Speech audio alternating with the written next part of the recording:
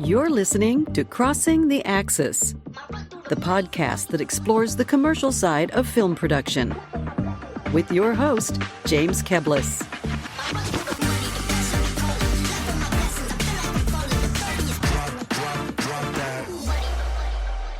Welcome, listeners, and thank you for tuning in to the show. Today, we're talking about something everybody in business development says they want to do, but very few people can explain how to do it well, and that is staying top of mind. That phrase gets thrown around constantly.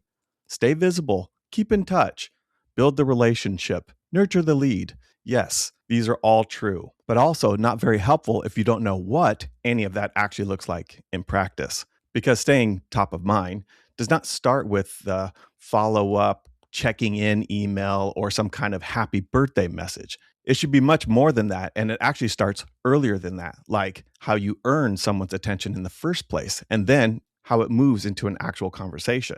And after that conversation is when the work of staying top of mind really begins, by things like staying relevant, using your expertise to create value, and developing the relationship without becoming annoying.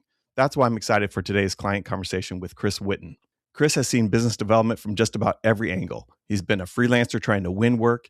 He's worked on the agency side, hiring creative partners, and now he's client side as an executive producer working in brand partnerships. On top of that, he coaches photographers, directors, producers, and other creative professionals on how to build better relationships, create better outreach, and ultimately find better opportunities. I have found that Chris brings a generous, sharp, and very human point of view to this topic, and that he believes relationships are built over time, and that outreach should be about the person receiving it, and that helping people is not just a nice thing to do, it's actually a real business strategy. So with that, Chris Whitten, welcome to Crossing the Axis. James, thank you so much. That intro was awesome. Thanks for that. Did I characterize you correctly? I think so. Yeah.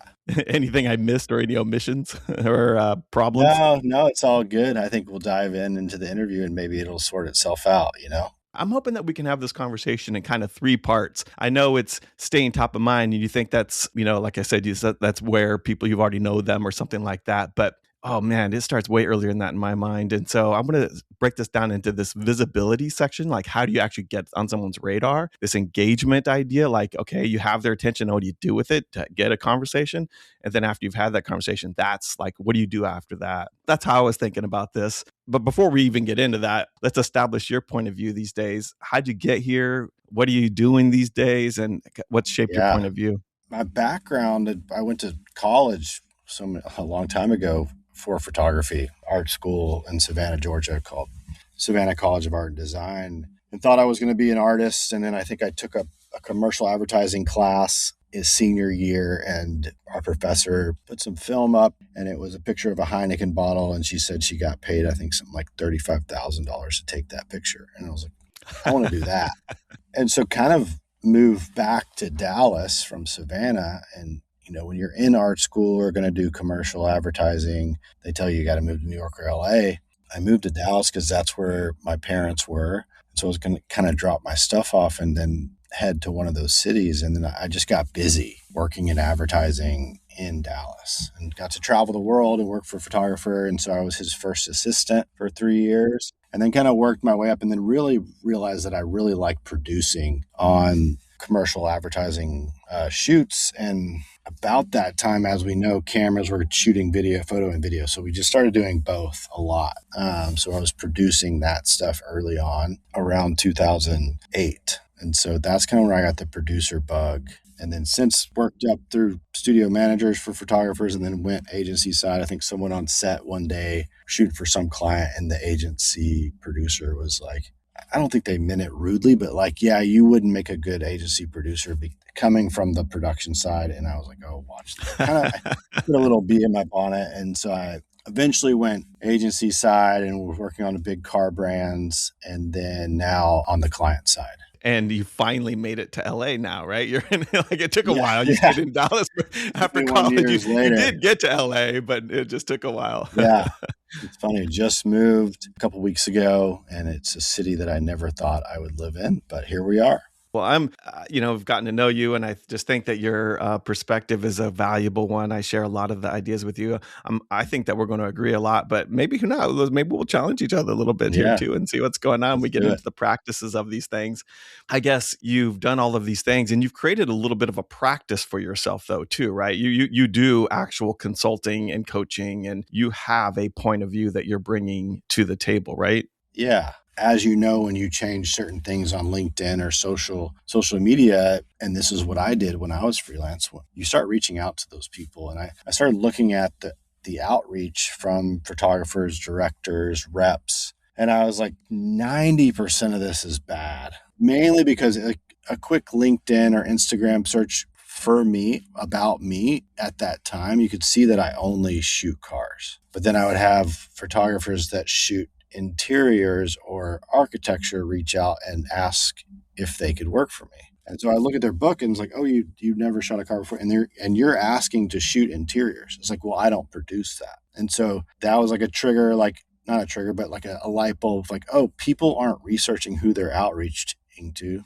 And reps are doing this too. They're sending me heavy lifestyle photographers with no car work. And as you know, like shooting cars is a very niche thing. Like especially on the level of some of these big automakers, like it's shooting a mirror. So you have to know light. Like, it's so different from shooting people. And so there was no research from a rep, like a professional marketer that is supposed to be on behalf of these photographers and directors. They're not even looking at who they're sending to. So it's just this spider web shotgun style approach at outreach. And I was like, this is crazy. And it drives me nuts. And so I could pick two channels, one be the old man that's angry on his rocking chair and complain about it, or help. And so I decided to help. And I was like, well, how do I help? And I would go on these walks and think about better outreach and better things that I ran into when I was freelance and the ghosting that I got from people that were in my position. And so I was thinking like, okay, why did I get that ghosting and why do I do it now? It's not on purpose. So you kind of have to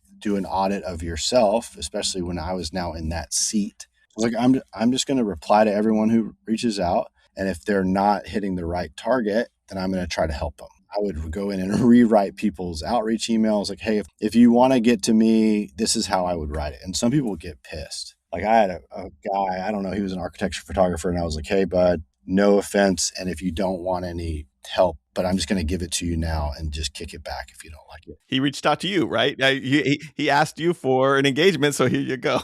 Yeah.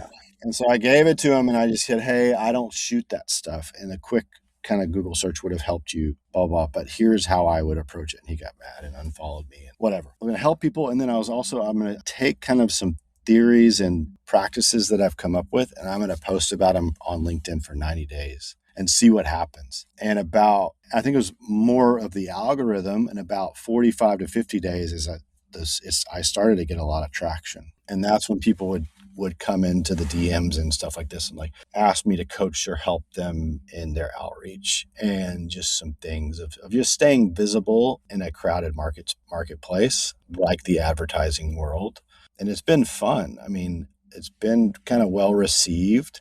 I think the biggest thing that I see in people is their own self-doubt. They talk themselves out of, and I do it too, they talk themselves out of why it won't work faster than just hitting send on whatever it is. But yeah, that's a quick kind of progress of how I've got into helping people with self-marketing, self-promotion. There's a quote that comes to mind. I don't know if there's a kind of bit of a mentor to me, and this is where I got my training actually, where my point of view started was with this guy, Blair Enns, who runs Win Without Pitching. And he said something profound to me once. He said, the sale is a sample of the engagement to follow. And so if you do a weak, tired, effortless sales approach, people subconsciously, maybe even consciously think, oh, working with you is going to be the same level of effort. Like, and that's the beauty of the business that we are in, is that it's not a volume business. It's a value business. It's worth hundreds of thousands of dollars, millions if you're really lucky, like it's worth a lot of money to get a client. And it's better to have fewer clients that pay more than to have a bunch of clients. And so if that's the environment from which you operate in, it's worth slowing down and taking the time to develop the relationships with the full effort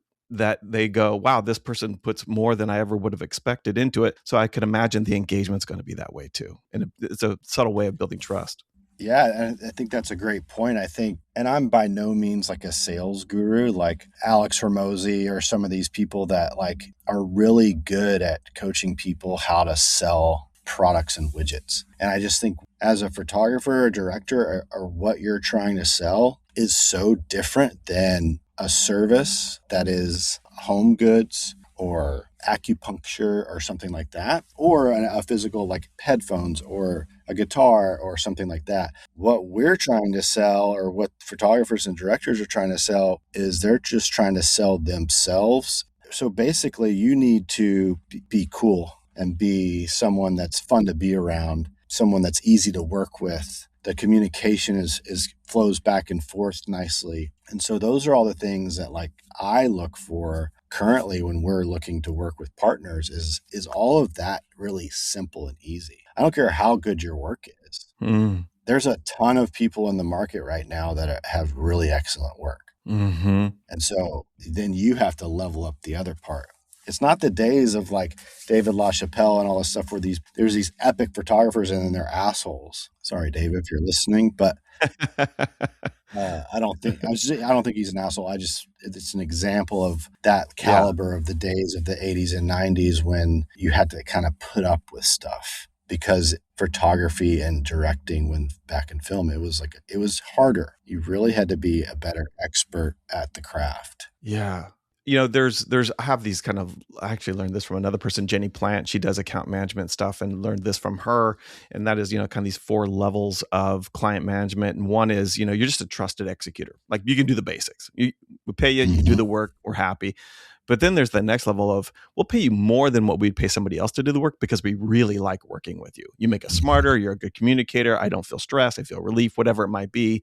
There's reasons why you're worth more. Your money, even though I could buy cheaper, it's worth buying it from you. And then there's the next level of, can your work actually make a measurable difference toward their goals and the objectives that they have? And then the fourth one ultimately is, can you be so important to them that you can actually help them determine what their future goals and objectives should be? They come to you and go, hey, we don't know what we're thinking. We have something, we don't know quite what to do. What do you think? And you get to shape those goals, and in addition to measuring, in addition to being better to work with, in addition to just executing. So that's where I'm always trying to find, how can you move up into that if you want to? I mean, the further you go in, the more money you can make and all that stuff. Well, I think, the fourth is what you should strive for. I think right. Or starting out freelance shooting, and when I had a freelance production company, there's so often that, and I learned this probably on like the second or third job, like a client would come and they would have, just for example, $100,000 budget for marketing. And when you're young and you're starting out in your production company and you're just trying to cover your overhead or whatever, you're like, yeah, I'll take all of it and get you your deliverables and blah, blah. Now, if I was doing it, it's like, and especially if it's a new company, like it's a startup or somebody that you can kind of tell they're kind of new into making video and photo assets for their brand, I'm going to start out. Is $100,000 your total spend, including ad spend and all that stuff, or is 100? Did you really carve out 100 just to make the assets? And then how much do you have for your ad spend? Because if you make them a kick-ass video and then they don't have any ad spend money or any sort of marketing plan on the social side, organically or paid, it's going to fall flat. And you know who they're going to blame? You. Right, exactly. Yeah. Being at the level 4 of what you described, bringing more value and be like, oh, actually, I want to give you 20 grand back or 50 grand back. I can make what you need for this so that we can then take the extra or the other amount and push it so that this video or whatever we're making gets a better traction. I love that we're already going into, we've got the client and we're talking about the scope of work and everything. Yeah. Let's start with here's what I really am excited about this conversation. That is, you're on the buying side now. And so I think, you wearing that point of reference, and while I think you could really only represent yourself and what makes you make decisions and all of that kind of stuff, I do think you've earned the right to maybe project in what is probably common and relatively universal across the business. And so with that, how do people get on your radar? Like, what are the best practices? Like, no one, you don't know them. They've seen you, they found you. Ideally, they think they can help you and they can understand why. It's not just thinking of you and seeing dollar signs and they just want your money, but they actually have thought about what works. How do they get on your radar? Give us some insights. Yeah, and I'll just share, like, this is what makes me open emails and reach back out. And some of how I say this sounds very cocky. I realize that, but I just believe in, like, let's just cut to the chase and just say what it is rather than like sugarcoating it. And so kind of the first thing is when you're reaching out to someone that has a title like mine or works in an agency, someone that hires people like you. I know what this is. You're a photographer. I'm a person that hires photographer. You don't need to tell me, hey, blah, blah, like, so don't even bring that up. You don't need to set it up. No. Hey, I'm a photographer that works in St. Louis and I shoot blah, blah, blah. It's like, I saw that from @photography in your email. Right. And I can see it in your signature, your email signature. It's like saying, hi, my name is Chris. And then it says, and then you sign the letter Chris. Doesn't really make sense. You're just trying to create a relationship because, like I mentioned before, there's so much competition out here. I just want to work with cool people that I want to be around because we're about to go on a journey together that's going to maybe take months and then hopefully a couple days on set where we're from sun up to sundown, we're spending time together. And so then it's just like, okay, I want to do research about who I'm reaching out to. And let's say they're at XY agency and they work on this client, then just compliment the last piece of work you saw. Or you can be a little creepy and get on their LinkedIn or their Facebook or their Instagram or their MySpace, whatever, and pull out, oh, they went to Michigan State. I know that Michigan State just did great X in this sport. I'm going to say congratulations or whatever. And they might, and you are going out on a limb by assuming they're into organized sports or whatever, but just some sort of compliment that gives you an in, because we're all love to hear great things about ourselves. And if someone's like, man, I saw that piece you guys did, that must have been hard trying to get that location. I've shot there too. And I know that the permitting can be blah, blah, blah. Well, then, okay, we have commonality that, yeah, dude, it actually sucked. And then I'll be like, I actually found somebody in the permitting office that's really great here if you ever shoot there. Because I think in this business, we love to trade. So just stuff like that.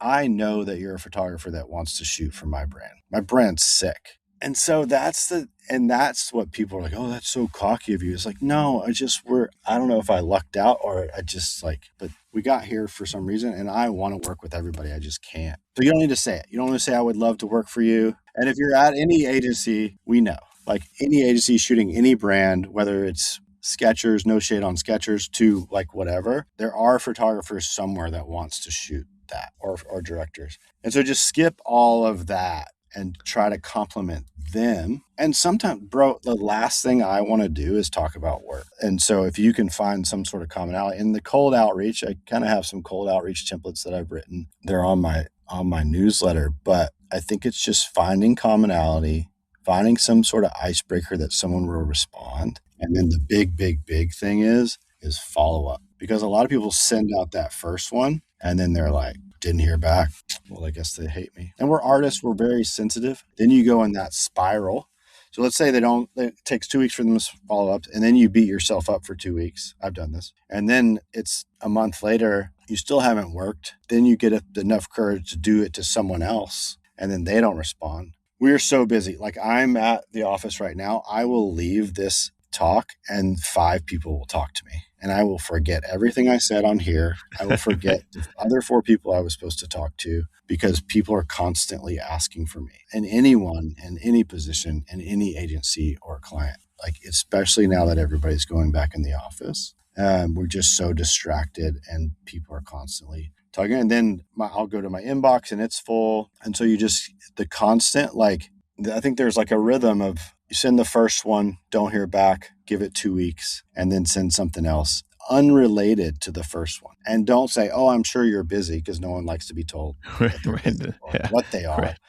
Like, try that with my wife. It's like, oh, why are you so angry? It's like, I'm not angry. Okay, we don't have And then just something unrelated. It could be like, I saw this LinkedIn post that you did. That was super cool. Another engagement, another kind of compliment, another icebreaker, another it's the next episode in the series, not a recap of the first episode. It's a moving on, moving the story forward. Yeah, because, and this is just speaking from experience, when people do that, I'm like, oh crap, I forgot, I dropped the ball. I hope they are not upset with me or think that I'm a bad person because I forgot about them, blah, blah, blah. So we're both having the same conversations in our head that we're making up. And so then usually you'll probably get a response the second or third time. You may have to do, I know this guy, he did 56 touches before he got a response. And then he ultimately got a job from him. Over what period of time?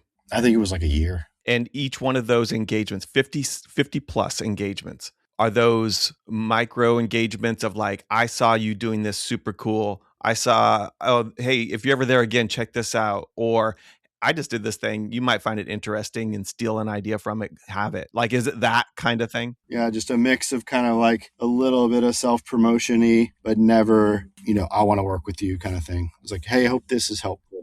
We just shot in this, blah, blah, blah. I find it interesting that you put so much weight into the personal relationship too. I oftentimes think it's all about the work and the value that your work brings and the expertise you bring to their problems and challenges that you can project upon because you've seen this movie a million times and you can offer something. And I oftentimes tend to not go so much into personal because I feel like maybe start with the business, we'll develop a friendship later, not start with the friendship and then we'll try to turn it into business. Actually, I hate that in some ways, but there's got to be a connection. Tell me more about that balance for you. Yeah, I think I could see and I kind of had that same feeling of like, this is business, this is a transactional deal, but I just think it's $100,000+ usually, or it's more than a car. And there's always multiple stakeholders. So you need someone to go to bat for you inside of these places. And so if you have that personal relationship,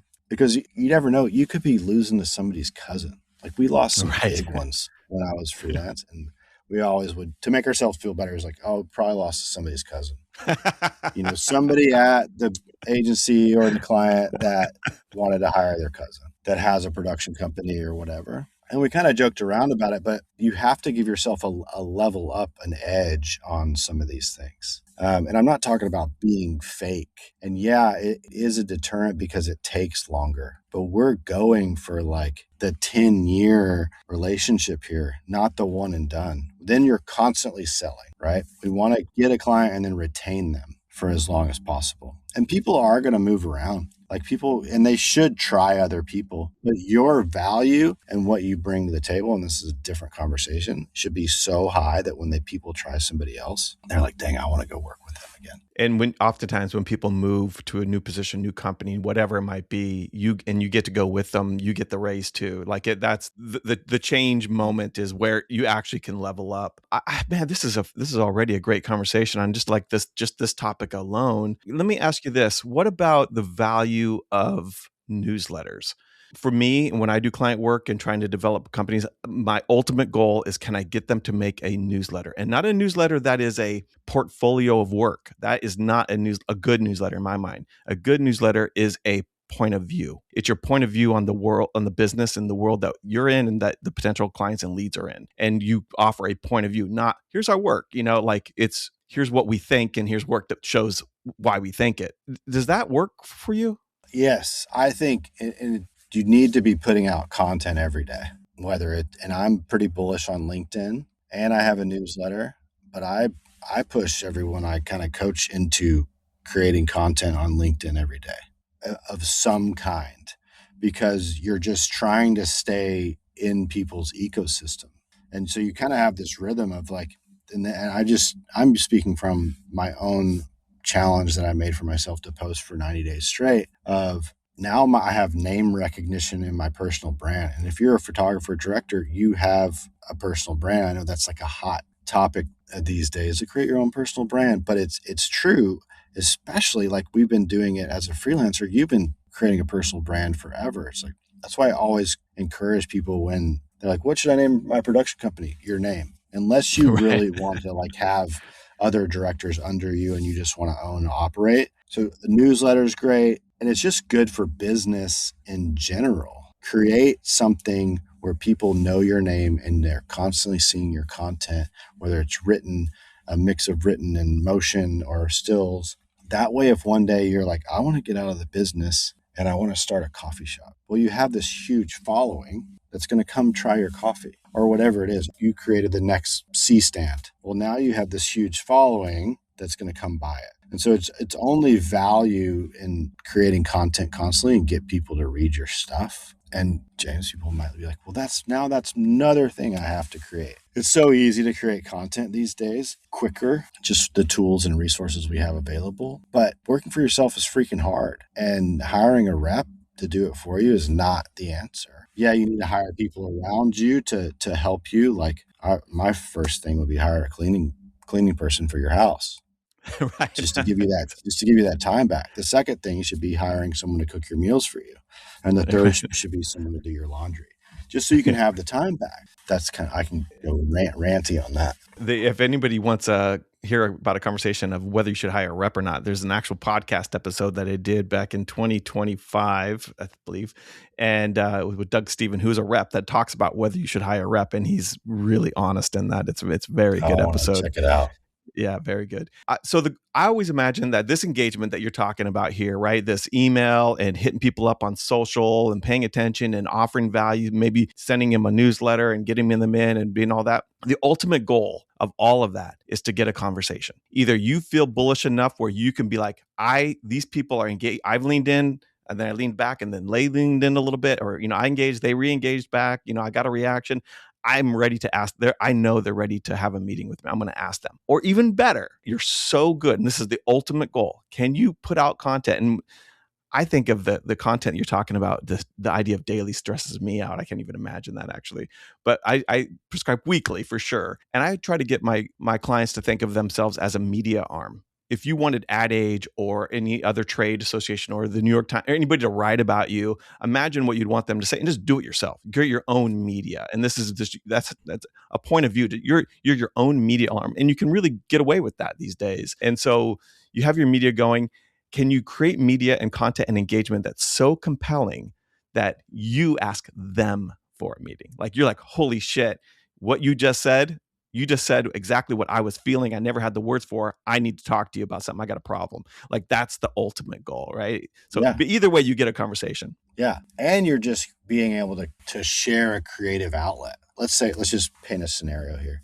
Let's say you're a photographer and you shoot cars. You've been in the game 10 years, you've had success, and then you keep seeing this like wave of work. I think, and I'd be willing to bet, and I would hope somebody would just do this and report back in a year. If let's say you have a side hobby of gardening or like vegetable gardening, and you create a newsletter around that and like what you get, what you're doing, blah, blah, blah. And it's weaved into your Instagram or your social profiles with your car content when you're shooting for this stuff. Yeah. It's going to take off because and the reason why I say this, and I think your business will take off, is because there's going to be people inside of agencies and stuff that are into that. And they're going to see your stuff and be like, I want to work with him or her. I want to be on set with them because I want to talk to them about gardening. Right. And then you just land a huge job. It's just like because you're showing the humanistic side of your life. And you're on camera like, oh, so we just got these cucumbers. Look how big these are. I can't believe it. And then the tomatoes are coming in here. Oh, no, bugs got these. Da, da, da. And then someone be like, I got this thing for bugs. But they happen to work at like this huge agency. It's just, and I got that from, we went to this real estate conference thing. And this guy was teaching all these real estate agents social media. And he was just talking about no one cares about you talking to them about interest rates. Right. They want to know, are you a human being and can you help them with the toughest decision they're ever going to make in their life? That's very scary, buying your first home. Showing them how you make a brisket on your new smoker and stuff like that is like, oh, I want to talk to James because he's likable and I want him to help me buy my first house. let people in is how I'm characterizing that in my brain. Let people in and know who you are, not just what you can do. And I think that is I can't wait to even process this and think about it more. That is a fantastic way to make yourself visible, is what I mean to say. That's a great way to make yourself visible. It's true to who you are, and it's very authentic. And I want to say, we've spent a lot of time on this first part, this visibility part, and I think it's worth it because this is the part that most production companies and even agencies, but definitely production companies, stop because it's the hardest part and they don't do it and it takes a lot of work. And so I think it was worth spending time on that. So let's get to the next part. Or they do it for a month and then they get booked on a month-long job, and because they don't have a system in place, they stop doing the visibility outreach, and then they have to start from zero again. That's why I think a newsletter is really good. A monthly newsletter is such a perfect cadence because it forces you to put it into your workflow system, and then you can use the content that you're making and the time you're making to make the newsletter to repurpose that content. I always say, like, in one newsletter, there's probably 12 pieces of social media content because you take micro bits of it, and you pepper it around with a little bit of this kind of personal interest and affinity is the word I was looking at. Yeah. If you're showing your affinities and have people, I think that would be a really strong, and keep it going. Yeah, I agree with that. Yeah. And I've heard it referred to as like a content waterfall. So the newsletter is the top of the waterfall, and then everything flows into other pieces of smaller bite-sized content into other platforms. So let's say you get a conversation, whether you asked for it or they asked for it, it's happening, and they get a conversation. This is where intake begins. Even if they don't have a job yet, you're looking for fit, right? You're looking for, do they have a need that you can help solve? Do you have the expertise? Do they have a budget? Do they have, experience in this? All of this kind of stuff. And I always encourage people to go deep. If you feel something in your gut, or if you're like, oh, that's inappropriate to ask, those are the questions to ask. Are you okay with that? Or is it just an AGM, another good meeting that it doesn't need to have any agenda with it yet? How do people meet with you? What's appropriate in your mind and not appropriate? I think everything's appropriate. I don't think there's any off, because I won't answer it, but I've never been asked like an inappropriate question in a meeting. And I think, if you get you're correct. Like, the biggest thing that you want to do is push for a meeting, like a in-person or a coffee or a Zoom, whatever we're calling it these days, just to kind of get to know personalities on both ends. Because as let's say a photographer, you may get on the call and not like that person just because they work for a sick brand. And that doesn't mean you need to go work for them, because you don't want that. I mean, you should have a velvet rope on your business as well and not let any bad clients in. It's just miserable. It's not fun. I don't care who it is. And so it's for both of you to kind of like, hey, let's just like, it's like, and I had a client that I coached, and he was like, dude, this is just like dating. I was like, yeah, it's exactly like dating. Yeah. And it's creating just like a wrinkle in my brain of like, because the biggest thing is, and the reason why saying, let me know if I can ever work for you, or let me know if you ever have a job that I could fit into, is like, it's very forgettable. And are just checking in, we don't have like a stack of papers on my desk that when like, oh, here's X photographer. Yep, I have this project just for you. Thanks for reaching out. I've been waiting for you. I have nothing right now that I need to hire anyone for. Tomorrow may be different. Next week may be different. But there's nothing right now in this year, because everything we've already booked. We've hired everybody. So you're 6 months away from even having a job. But there is always stuff that pops up. And so if you're constantly in the rotation, like, I have worked with a ton of people. And if you were like, list them, I can only think of like 3 people. Right. You know what I mean? Yeah, there's too much to keep track of. And all three of those people they're like, I'm in this person's wedding in December. They're a good friend of mine. And we became friends from set. And photographers that I've just worked with for a long, long time. There's really good ones that I just can't think of, but that I've worked with before, because my brain goes blank. But if they were to hit me up right now, I'd be like so excited. I'd be like, yo, thanks so much for reaching out. Remember when we went to Indonesia and shot that thing? Blah, blah, blah. But so that's just staying in the loop, providing value. If it's warm, you've shot with people before, it's that, hey, blah, blah, blah, remember when we did X, Y, Z? Or sometimes I used to like, let's say we went to like a cool place like Hong Kong or something and shot. I would find something relevant to Hong Kong and 2 years later, if it was a successful, cool job, and just send it to them. Oh, remember this? And then you're like, dude, blah, blah. Oh, man, hey, man, I was thinking about you. We actually have a job we need to shoot next week or next month. You're just rattling people's memory. Yeah. And by the way, that is a great use of AI for this. AI is good at many things. The thing that I find it so extraordinary at is connecting dots that you can't keep track of. Like there's no way you can keep track of it. But if you use AI to know what you've been doing, what they're doing, all that kind of stuff, and you want to reach out and you're like, hey, can you connect something? You're doing this thing, and they can go back and like, remember that thing you did in Hong Kong? You should share that. Oh God, I forgot all about that. Yeah, I totally, AI is a great, great tool for that. I love it for that reason. Okay, so there's the conversation is like the beginning of time for me. There's pre-time, then there's post-time, right? And so and the engagement and the development is what I call them. So the visibility is the engagement and the development is after the meeting.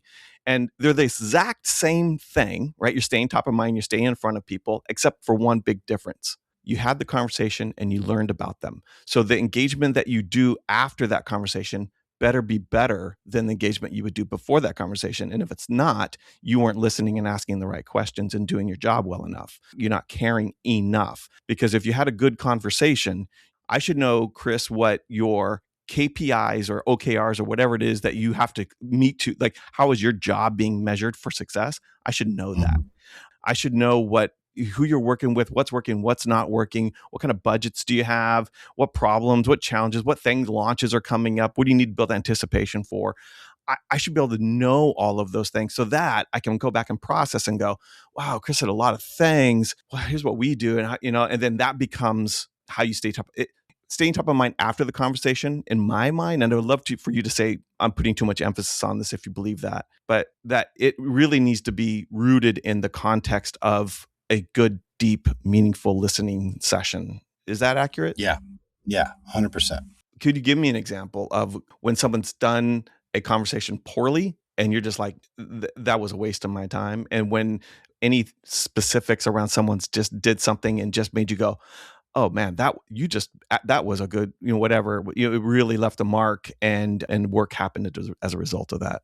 No, I mean, I think this is a perfect example. I can't remember the ones that were bad because they're forgettable. Right. I think the ones that are great are just and I know it's hard. Like people are going to have all sorts of things in the excuse, but how do you know if what they're into or if it's the first time? I think the other people that just understand me and the perspectively of like the business of making content or whatever it is, and are good listeners. And you feel kind of the same way when we first met. You just feel this like, hey, I get you, I get the world you're in, and we kind of vibed really easy because there's a personality type for everyone everywhere.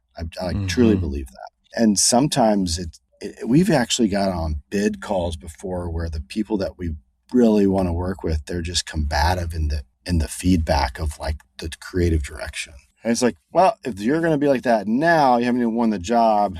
How are you going to be when we're on set together and we want to change, but you don't want it, kind of thing? I think it'd be open, amenable, honest, all like the good qualities we look for in anyone when we're trying to talk to them, and just wanting to like, I know you probably think it's a waste of time, but just shooting the shit about something other than work. It's kind of like when you come home, if you're married or in a relationship, and your partner asks you how your day was, and you're just like, this is the last thing I want to. Can you ask me anything else? It sucked. Like today was not great. Or when it's good, you want to talk about it, but sometimes you're just like, what are you into? Like, is it surfing? Is it skateboarding? Or is it, I even kind of sometimes like nerd out on, because have a background of photographer, like nerd out on camera stuff or, stuff like that. And like we talked about when we first met, is like being aware of I could quickly have all these context clues about James in this room that we could relate on, talk about, I could ask you about. That then it's that old saying of the more I talk to you about me, the more I like you. I think I said that right. Those are the good conversations. Then you leave like, I'm going to freaking hire that person. And usually you don't even talk about process of photography or shooting. And it's the long game. It takes longer. I know it does. But just imagine the doors but you're playing like I said, the 10-year game. And if you're in a place right now where you're struggling to get work because finances are tight, it's kind of a different way I would coach. It's like, all right, let's see what your structure is around your finances, because I can feel that too. And you're like, I just need a job. I just need a win. And there's nothing wrong with that. Sometimes I've had guys and girls that I've worked with in the past that come and they're like, brother, I haven't worked in 12 months. He's like, well, why don't you reach out sooner? But it's like, there's empathy there. There's no better time to do business development than when you're busy. When you're busy, your perspective changes, your vibe is different. You know what they say, the best time to go shopping is when you have money in your pockets, right? And so Yeah. you have options, and when you have options, you act different when you have options, and you can have a looser conversation. And I think that's really good.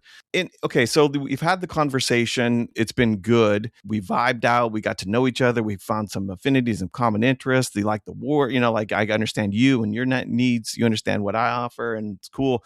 All right, we don't have anything right now, but man, this would be great. We're a fit. Like, let's just stay top of mind. Let's just keep, stay close. There's a technique that I want to get your opinion on. I learned this from the book, The Challenger Sale, years ago, and which is, by the way, my favorite sales book of all time, The Challenger Sale. And the consultative sales and really leaning into, and it's about helping people versus trying to just get money. And so, but there's a favorite line that really sums up the book. And it's, I don't know, back in like the old, decades ago, you'd always like, tell me about your problems, like, where are you, and that kind of thing. I hate that big general question. Like, where are you struggling? Instead of asking like that, you should be so intelligent about them and their market and their customers that you can confidently and accurately say, do you know what should be keeping you up at night? Here's something. Not what's keeping you up at night. Here's what should be keeping you up at night. And you can deliver intelligence and insight and teach and offer in a way that makes them go, oh shit, I didn't see that. Thank you. That's the level of understanding that I would hope would come after a conversation, so that you could actually do that. And that the conversation is so informative that you could actually make that kind of statement and back it up, of course.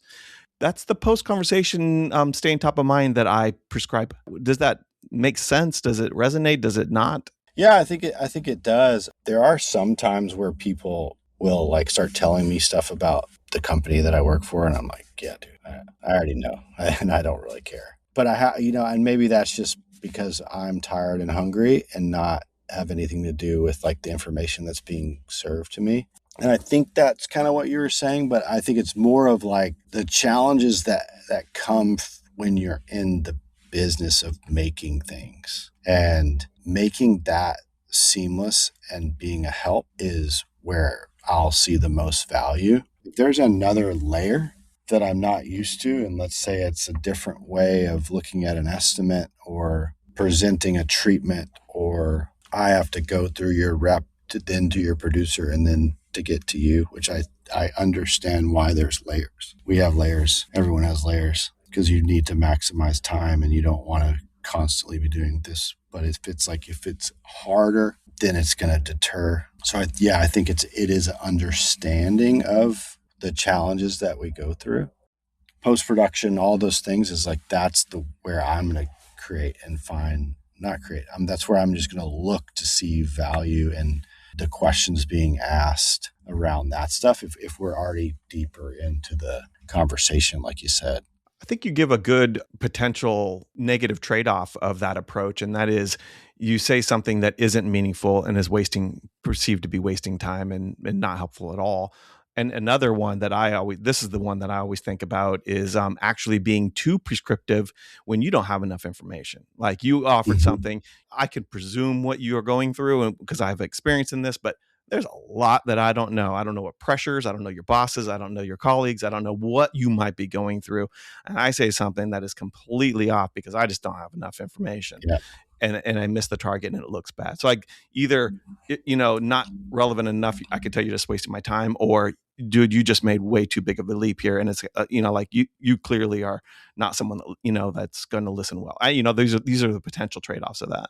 I think it's sometimes too, and people ask me this all the time. Hey, I just met with this brand and they were mentioning a project that they might want to work on or something like that. Or I want to pitch them on this idea I had around their brand. And they're like, should I do it? I'm always like, no, because even if the idea is great, you're pitching them something they didn't ask for. And if you kind of heard them ask for it, then you're doing it for free. And then what if it's just you didn't have enough information and context to hit the nail exactly on the head? So then you have this like bad taste in their mouth, even if it's a great pitch, but you just missed the mark somehow on some sort of, it's probably in some sort of strategic angle of what you pitched. And then they're just going off what they saw. And then they have a bad taste in their mouth about you. And so you're assuming that they want to see your pitch, which is probably not the case,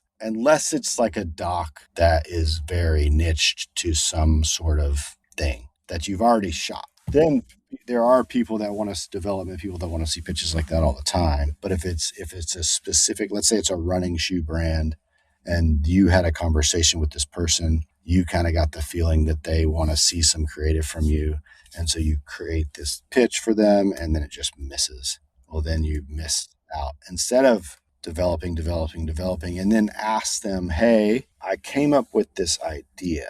I'd love to pitch it to you. What do you think? Mm-hmm. And then they're like, yes. Then you start asking questions. This is kind of the direction I'm going. Is there any more context you could share so I hit it on the head? And then make them sign a dang NDA so they don't steal your idea. Yeah, that's case studies are a great way to approach that. Yeah, so love that. I just did some work for a client. I'm actually really surprised or impressed with how well it performed. And actually, the numbers were pretty good. It strikes me that you might have the similar need or have like there's a parallel lookalike ideas going on here. I'd love to walk you through what we're doing and see if any of this fits with what you're trying to do and ask you some questions about that kind of a thing. Yeah. Oh yeah. Case studies. We just shot X, Y, and Z, and this was some of the efficiencies we had. We were able to capture, 3 times as much content because we brought in this one person, stuff like that. I love stuff like that. Just hearing about efficiencies that you could have inside of the production. Oh, that's great. Yeah. Efficiencies. What about innovations? What do you mean by innovations? So efficiencies I chalk up to we're able to do something faster and cheaper and still get the results or even better. Or we've created an AI tool that makes that so you can use your car commercial for 4 different seasons around the year. Like that's an efficiency in my mind. But an innovation might be more like and really what I'm talking about is kind of creative and strategic innovation. So like we figured out a cheat code for getting people to not skip the intro of a pre-roll video on YouTube or like whatever, like that stuff. Yeah, I like that. Yeah, creative and strategic innovation is what I have in my mind. Yeah. The latter of using your car commercial in 4 different seasons. I'll lose a lot of friends if I agree with that one. I know it was just an example. I'm giving you a hard time. I'm just riffing here. Yeah, I know. Well, okay, so what we've done here is created a perfectly scripted playbook for your inbox to be absolutely saturated with people. Mm-hmm. And this is going to be an interesting case study to see if people were listening and did the work, because basically we have the playbook right here for how to engage you. Is there anything we haven't said that you would hope they would use to engage you? It's funny you say that because I've posted on LinkedIn and then the same day someone will DM me and it's what I just said not to do. And they're not reading it, they're like, and I get it. Like I've been there that you're just trying to you're nervous and you're like, it took you all of your energy just to write the thing. And then it took more of it to hit send. But I would just say slow down, understand who that person is. Do they produce the type of work that I shoot or want to shoot? If I want to shoot it and I don't have any of it in my book, it's a completely different conversation. Then it's like, I'm obsessed with what you make. I would love to be able to break into that industry. Do you have 15 minutes of time where you could just coach me on how you did it? Yeah. And I promise you, your return rate of people wanting to, because I love to talk about this shit. I will probably most likely, if I'm not up to my knee, like right now is tough because I'm learning a new role. I've just moved to LA, trying to figure out where the bathrooms are. But your return on replies will go so far. And this is for the person that's breaking in or new or even been shooting for a long, long time and want to break into a different part of the industry. because people would love to give 15 minutes of your time. If I could just do this all day, I probably would and get paid for it. So that type of stuff, that's just a really great message. It's staying top of mind, just not being afraid to send the 56 return. You're not being annoying. I promise, unless you're annoying, like you're not. Like sometimes you can feel that angst of like, well, I guess you don't have time for me, or da, da, da, da. It's like, dude, no, I just forgot. I'm sorry. I'm a human. Like the other day, like I put clothes on top of this laundry bag and my wife laughed at me. It's like, yeah, sorry. I don't know why I did that. That was really dumb. It's like, that's the same. Like our brains just shut off sometimes. It's not because we don't like you, but it's that one thing of just hit it again, hit send again, come up with something clever that's you and stay in that field. I would highly encourage a newsletter, posting every day or at least 3 days a week to just stay top of mind and relevant. Reveal yourself.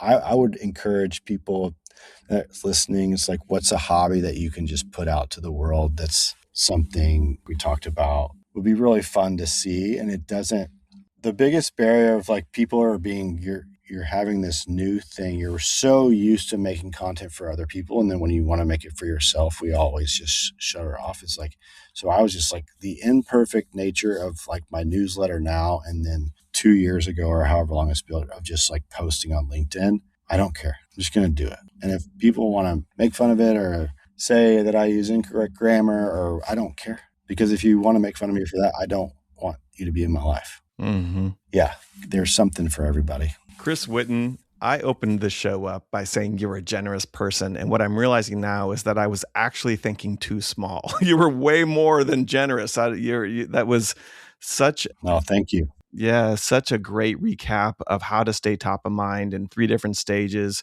Really actionable, practical ideas. I believe you. I think you do represent a universal perspective. Thank you so much for being on the show. And thank you. Appreciate it. Thanks, James. All right. Thank you so much, Christopher.